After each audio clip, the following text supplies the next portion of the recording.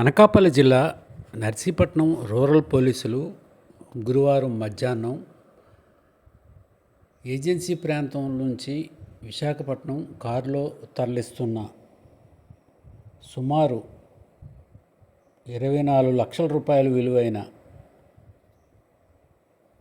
గంజాయిని ఒక కారును స్వాధీనం చేసుకున్నారు. ఇందుకు సంబంధించిన వివరాలను Narsipatnam rural circle inspector L Parvathamma, Narsipatnam rural SI P Rajarao గురువారం సాయంత్రం విలేకరులకు వివరించారు. మరియు నర్సీపట్నం ఎస్డిపో గారికి రాబడిన సమాచారం మేరకు రూరల్ ఎస్ఐ నేను మరియు రాజారావు ఎస్ఐ గారు, రూరల్ ఎస్ఐ గారు సిబ్బంది కలిసి మధ్యాహ్నం ప్రాంతంలో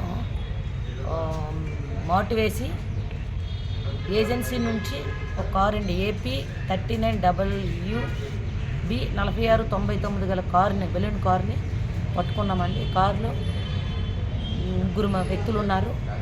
ఆ ముగ్గురు వ్యక్తులను ఇంట్రాగేషన్ చేసే మధ్యవర్తుల సమక్షంలో అందులో బోధ శ్రీను, అల్లిపురం, విశాఖపట్నం సిటీ, ఈయన పైన సుమారు ఒక 8 కేసుల వరకు ఉన్నాయి. అందులో ఒక 4 గంజాయి కేసులు, ఒక 4 ఈ మత్తు ఇంజక్షన్లు అమ్మే కేసులు ఉన్నాయండి. వరుస నుంచి ఈయన తెస్తుంటాడు.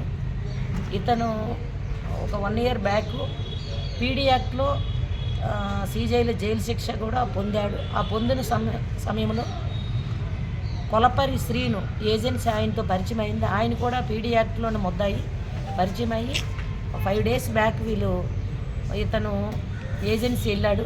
ఏజెన్సీ టెక్ పొదురు చిత్రకొండ ఏరియా వెళ్ళి అక్కడ ఒక 2 వ్యక్తులు గణేష్, రమణమూర్తితో పరిచయం అయ్యి ఒక 60,000 రూపాయలు ఇచ్చి కారు అక్కడ ఇచ్చి ఇతనికి ప్లేన్ వచ్చేసాడు. నర్సీపట్నం సరౌండింగ్స్కి వచ్చేసాడు. నిన్నను శ్రీను ఫోన్ చేసి ఇతనికి గంజాయి ఆల్రెడీ ఒక 26 కేజీలు గంజాయి, అంటే ఎక్కువ కేజీలు కొందామని వెళ్ళారు, కానీ ఒక 26 కేజీలు గంజాయి సెట్ అయ్యింది. ఈ 2 వ్యక్తులు రమణమూర్తిని, గణేష్తో నేను పంపిస్తున్నాను, నువ్వు ప్లేన్ ఏరియా వచ్చేటప్పుడు వాళ్ళని పికప్ చేసుకుని రిటర్న్ వాళ్ళకి బస్సు ఎక్కించి మీరు తీసుకెళ్ళిపోండి వైజాగ్ అని తెలియజేశాడు. ఇతను నర్సీపట్నంలో ఉంటూ ఈరోజు మధ్యాహ్నం సుమారు 1:02 ప్రాంతంలో గబ్బాడు అవుట్స్కట్స్కి వెళ్ళాడు. ఈయన వెళ్ళేటప్పటికి వాళ్ళు కారు మీద వచ్చారు. మధ్యవర్తుల సమక్షంలో మా ఎస్ఐ గారు పట్టుకున్నారు. ఇతను పాత నేరస్తుడు, ఇతను PD యాక్ట్ కూడా ఉంది. ఈయనకి ఎవరైతే గంజాయి పరిచయం అయ్యి గంజాయి కొనిపించాడో ఆయన కూడా PD యాక్ట్ ఉంది. ఆయన ఇంకా అదుపులో లేడు, అతను అబ్స్కాండింగ్లో ఉన్నాడు. వీళ్ళిద్దరిపైన ఏం కేసులు లేవు. ఈ రమణమూర్తి అని అతను బలపం పంచాయతీ అతను డ్రైవర్గా వ్యవహరించాడు. గణేష్ ఆయన అతనికి హెల్పర్గా వ్యవహరించాడు. వీళ్ళకి ఒక అతనికి 10,000, ఒక అతనికి 5,000 ఇస్తామన్నారు. ఇది టోటల్ 26 కేజీలు గాంజా బహిరంగ మార్కెట్లో ఒక కేజీ 50,000 చొప్పున, ప్లస్ ఈ కారు ఒక 10 లక్షల, టోటల్ 23,30,000 రూపాయలు విలువ గలది. మధ్యవర్తుల సమక్షంలో మా రూరల్ పోలీసు ఎస్ఐ గారు మరియు సిబ్బంది అందరూ పట్టుకున్నారండి. సీనియర్ ఆఫీసర్స్ కూడా అప్రిషియేషన్ చేశారు.